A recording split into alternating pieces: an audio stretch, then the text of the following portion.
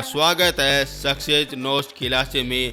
आज अपने हिस्ट्री का इम्पोर्टेंट टॉपिक मौर्य शासन, जो आपने ये सीरीज का चौथा वीडियो हो जाएगा, जिसमें मैं आपको मौर्य शासन की प्रशासन के बारे में सब कुछ बता दूंगा। वो भी आपको नोट्स के आधार पर एक भी क्वेश्चन बाहर नहीं जाने दूंगा।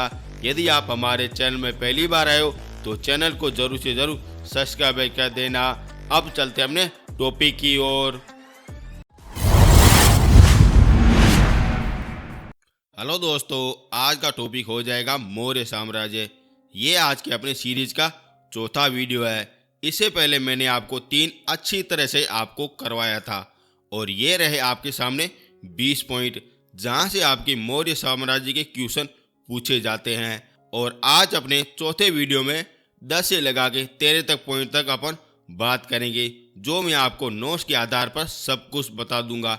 एक भी क्वेश्चन बाहर नहीं जाने दूंगा। यदि कोई बच्चा हमारी पीडीएफ डाउनलोड करेगा तो मौर्य साम्राज्य के एमसीक्यूज आपको मिल जाएंगे, जो आज तक 2023 तक जितने भी क्वेश्चन आए सब कुछ आपको मिल जाएंगे।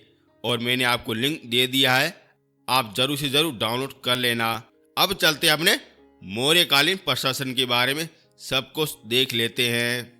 अब देखते हैं मौर्य साम्राज्य के प्रशासन के बारे में सब कुछ देख लेते हैं, जहां से आपका एक क्वेश्चन 100% पूछा जाता है। मैं आपको वही कराऊंगा जो आपके एग्जाम में खूब छपने वाले क्वेश्चन वही कराऊंगा। पहला क्वेश्चन, मौर्य प्रशासन में मंत्री को अमान्य कहा जाता था। यहाँ पे आप चीज नोट करना, वर्तमान में जो अपने मंत्री है ना, उस समय मौर्य शासन में अमान्य कहा जाता था। वेरी इंपॉर्टेंट है। जो अमान्य है उसके छोटे से समूह को कहा जाता मंत्री ने कहा जाता था। यहाँ से आपसे 2 क्वेश्चन पुटअप हो रहे हैं। और मंत्रियों की चरित्र जांच करने के लिए परीक्षण उपाधा किया जाता था। Very important. उस समय मौर्य प्रशासन में मंत्रियों की पहले जांच करने के लिए एक परीक्षण किया जाता था, जिसे कहा जाता उपाधा परीक्षण कहा जाता था। लेकिन आज के समय ऐसा कुछ भी नहीं है, और इसका मतलब होता है नेतृत्व की जांच करना। उस समय ऐसा सब कुछ होता था। और उस समय मंत्रियों में पुरोहित, प्रधानमंत्री, समाकर्ता, सन्निदाता और युवराज, ये सारे के सारे उस समय मंत्री कहलाते थे।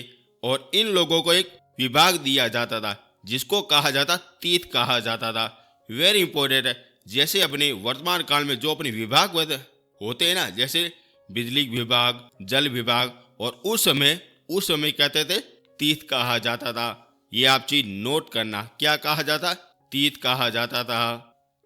और इस विभाग के अध्यक्ष को कहा जाता महापात्र कहा जाता या तीर्थ कहा जाता था। जैसे अपन क्या कहते हैं, मंत्री कहते थे, उस समय क्या कहते थे, महापात्र या तीर्थ कहा जाता, यानी कि तीर्थ का अध्यक्ष को कहा जाता। वेरी इंपॉर्टेंट है। यहीं से आपसे हर लाइन से क्वेश्चन आपकी पुटअप हो रहे हैं। और मंत्रियों को 48,000 पर्ण यानी चांदी की मुद्राएं वार्षिक दी जाती थी, उस समय दी जाती थी। वेरी इंपॉर्टेंट है। और अर्थशास्त्र में कुल 18 तीर्थ का उल्लेख किया गया है, यानी कि अर्थशास्त्र में लिखा गया है कुल उस समय 18 विभाग थे। और वेरी इंपॉर्टेंट है। और उनके 18 विभाग के 18 अध्यक्ष थे, जिसे क्या कहा जाता? महामात्र कहा जाता। वेरी इंपॉर्टेंट है। यहाँ से आपके हर लाइन में एक क्वेश्चन पुटअप हो रहा है, यहाँ पे आप चीज नोट करना। अब चलते हैं आगे। अब देख लेते हैं प्रमुख तीर्थ देख लेते हैं, यानी कि विभाग देख लेते हैं, जहां से आपके क्वेश्चन पूछे जाते हैं वही मैं आपको विभाग बताऊंगा। पहला हो जाएगा पुरोहित और दूसरा हो जाएगा प्रधानमंत्री हो जाएगा। और उस समय मौर्य काल में पुरोहित तथा प्रधानमंत्री दोनों पद एक व्यक्ति को दिया जाता था। जैसे हो जाएगा चंद्रगुप्त के समय चाणक्य को दिया गया, बिंदुसार के काल में चाणक्य व खलाटक को दिया गया। जैसे अपने चाणक्य की मृत्यु हो गई थी, उसके बाद में खलाटक को दिया गया था। और सम्राट अशोक के समय राधा गुप्त को दिया गया था। वेरी इंपॉर्टेंट है। यहाँ से आपसे क्वेश्चन पूछा जाता है। अब चलते हैं आगे। अब देखते हैं समाहर्ता, और यह होता है राजस्व विभाग का अधिकारी होता है। और सन्निहर्ता, यह राज्य के कोष का अधिकारी होता है। युवराज ये उत्तराधिकारी होता है। प्रतिष्ठा ये फौज न्यायालय का न्यायाधीश होता है। वेरी इंपॉर्टेंट है, यहाँ से आपसे क्वेश्चन पूछे जाते हैं। सातवां ये कर्मनिष्ठ ये उद्योग धंधे का अधिकारी होता है। आठवां व्यवहारिक दिवाली न्यायालय का न्यायाधीश होता है। नौवां अंतपाल ये सीमावर्ती क्षेत्र में नियुक्त सेनाओं का अधिकारी होता है। और 10वां प्रशस्ता ये राज्य के अभिलेख लिपिबंद करने का अधिकारी होता है। और यही 10 विभाग है जहां से आज तक क्वेश्चन पूछे जाए हैं। आपसे क्वेश्चन इस प्रकार से पूछा जाता है कि राज्य कोष का अधिकारी कौन होता है, और दूसरा क्वेश्चन यही पूछा जाता है कि अंतपाल का संबंध किससे हो जाएगा। यहीं से आपके 2 प्रकार के क्वेश्चन पूछे जाते हैं, इसके अलावा नहीं पूछा जाता। आप ये साथ साथ में लिख लेना। अब चलते हैं आगे। अब देखते हैं प्रमुख अध्यक्ष देख लेते हैं। जो अपने तीर्थ है ना, यानी कि विभाग, उनके भी एक छोटे भाग होते हैं, उनको ये डिवाइड किया जाता है। उनके कौन कौन अध्यक्ष होते हैं, वहीं से आपसे क्वेश्चन पूछे जाते हैं। जैसा हो जाएगा मुद्रा अध्यक्ष, और इनका कार्य हो जाएगा पासपोर्ट अधिकारी कहा जाता है। दूसरा होता है अराता अध्यक्ष, ये खान विभाग से संबंधित अधिकारी होता है। तीसरा होता है सीधा अध्यक्ष, यानी कि ये राज्य की किसी विभाग का अधिकारी होता है। चौथा होता है वित्तता अधिकारी होता है, जो चारागार अधिकारी कहलाता है। पोतवा अध्यक्ष ये नापतोल से संबंधित अधिकारी होता है। सूना अध्यक्ष ये बूचड़ खाने से संबंधित अधिकारी होता है। पणिया अध्यक्ष ये व्यापार और वाणिज्य के अधिकारी होते हैं। माना अध्यक्ष ये दूरी व समय से संबंधित स्थान का निर्वहन करने का अधिकारी होता है। नौवा गणिका अध्यक्ष ये गणिकाओं के संबंधित अध्यक्ष होते हैं। और आखिर में अक्षपटला अध्यक्ष ये लेखाकारी अधिकारी होता है। और आपसे यहीं से क्वेश्चन पूछे जाते हैं, यहाँ से एक भी क्वेश्चन आपका बाहर नहीं जाएगा। ये आप चीज़ निश्चित रहो, और जितना मैं आपको दे रहा हूँ वो आप अगर रट लो या याद कर लो, कुछ भी कर लो, आपको याद होना चाहिए, जिससे अगर आपका मौर्य साम्राज्य से एक भी क्वेश्चन बाहर नहीं जाएगा। साथियों वेरी इंपॉर्टेंट है, पूछा जाता है। अब चलते हैं आगे।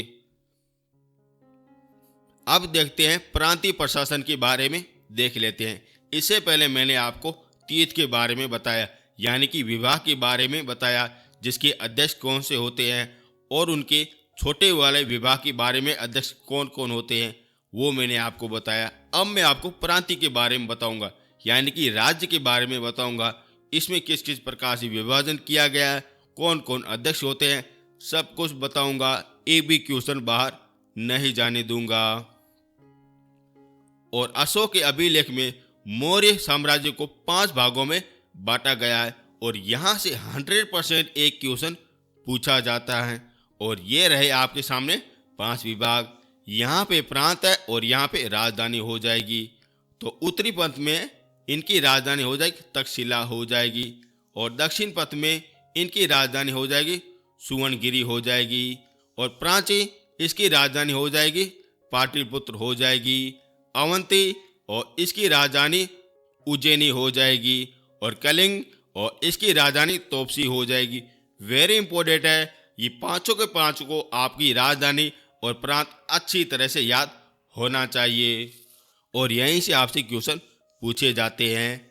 अब देखते हैं आगे।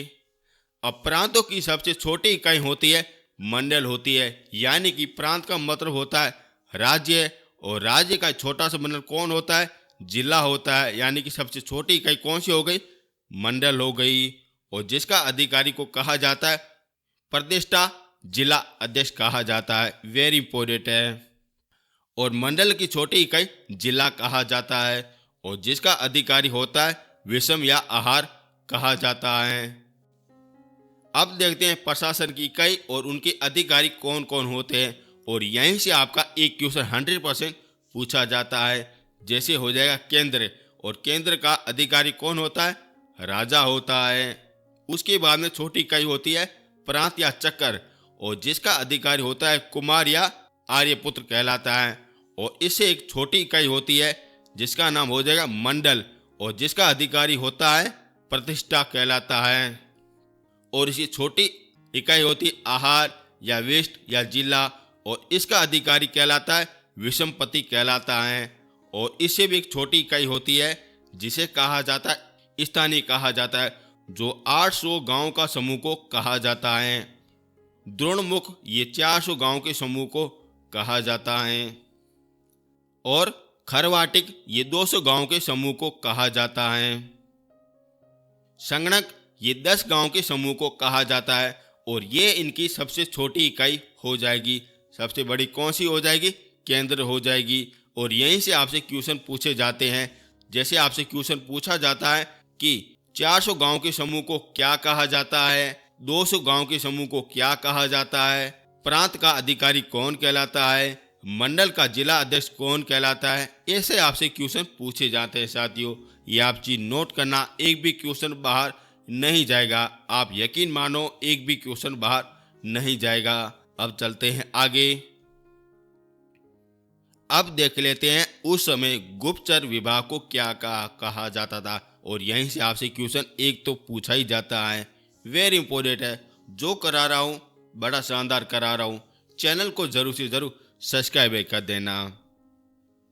कौटिल्य ने गुप्तचरों को गूढ़ पुरुष कहा गया है, वेरी इंपॉर्टेंट है। ये आपसे क्वेश्चन पूछा जाता है कि गूढ़ पुरुष किसे कहा जाता है, तो गुप्तचरों को कहा जाता है, वेरी इंपॉर्टेंट है। और इसके विभाग को कहा जाता है महामात्र स्रप कहा जाता है, वेरी इंपॉर्टेंट है, पूछा जाता है। अब देख लेते हैं गुप्तचर के प्रकार कितने होते हैं। ये 2 ही प्रकार के होते हैं। पहला हो जाएगा संस्थान, और ये एक ही जगह पर रह के जो गुप्तचर का कार्य करते हैं उस व्यक्ति को कहा जाता है संस्थान कहा जाता है, वेरी इंपॉर्टेंट है।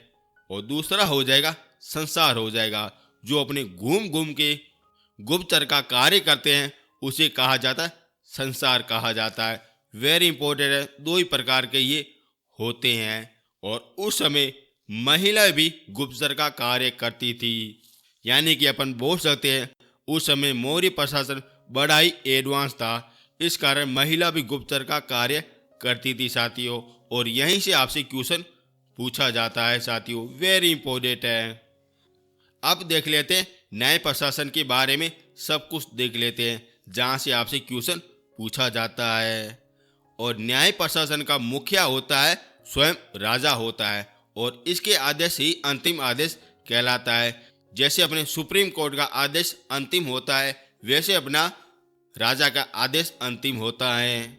और ये 2 तरफ न्याय मौजूद होता है, तथा ये न्यायालय जिलावार होता था, यानी कि हर जिले में एक न्यायालय होता था, और जिसमें कुल 6 न्यायाधीश होते थे, वेरी इंपॉर्टेंट है। आप यहाँ पे चीज नोट कर सकते हो कि यहाँ पे अगर इतनी न्यायालय की अच्छी व्यवस्था थी कि हर जिले में एक न्यायवार था और हर जिले में 6 न्यायाधीश मौजूद थे साथियों, वेरी इंपॉर्टेंट है। अब देखते हैं इनके प्रकार कौन से हो जाएंगे। ये रहे आपके सामने 2 प्रकार, इतने प्रकार के थे। पहला हो जाएगा कंटन शोधन न्यायालय हो जाएगा। ये आधुनिक फौजदार न्यायालय के समान होता था, तथा इसका न्यायाधीश प्रादेशिक कहलाता था। दूसरा हो जाएगा धर्म स्थल न्यायालय हो जाएगा, और ये आधुनिक दीवानी न्यायालय के समान होता था, और जिसका न्यायाधीश धर्मशाही कहलाता था, वेरी इंपॉर्टेंट है। यहाँ से आपसे क्वेश्चन पूछे जाते हैं, इसके अलावा एक भी क्वेश्चन बाहर नहीं पूछा जाता। अब चलते हैं आगे। अब देख लेते हैं सैनिक प्रशासन के बारे में, देख लेते हैं। वही मैं आपको बताऊंगा जो आपके एग्जाम में छपने वाले हैं। कौटिल्य ने सैनिक विभाग को 3 भागों में बांटा था, और मेगस्थरी के अनुसार 6 समितियां थी, और प्रत्येक समिति में 5 सदस्य थे। और ये आपके 2 लाइनें आपसे 100% पूछी जाती है। अब वो 6 समितियां कौन सी थी, यानी कि 6 विभाग कौन से थे, वहीं से आपसे क्वेश्चन पूछा जाता है। पहला हो जाएगा पैदल समिति, दूसरा हो जाएगा रथ समिति, तीसरा हो जाएगा अश्व समिति, चौथा हो जाएगा गज समिति, 5वां हो जाएगा नौसेना समिति, और छठा हो जाएगा शरद समिति हो जाएगा। और ये 6 प्रकार की टुकड़ियाँ थी उस समय, यानी कि आप देख सकते हो हर प्रकार की आपको सेना मिल जाएगी। चाहे आप पैदल देखो, रथ देखो, घोड़ा देखो, हाथी देखो, नौसेना देखो या शरद देखो, हर प्रकार की आपको सेना मिल जाएगी। उस समय ये मौर्य प्रशासन की बात चल रही थी और यहीं से आपसे क्वेश्चन पूछा जाता है। इसके अलावा एक भी क्वेश्चन बाहर नहीं पूछा जाएगा। और इसी के साथ ये वाला वीडियो आज पूरा हो गया। कल मैं आपको अच्छी तरह से और कुछ एडवांस बताऊंगा जिसे अगर एक भी क्वेश्चन बाहर नहीं जाने दूंगा। अब मिलेंगे नेक्स्ट वीडियो में।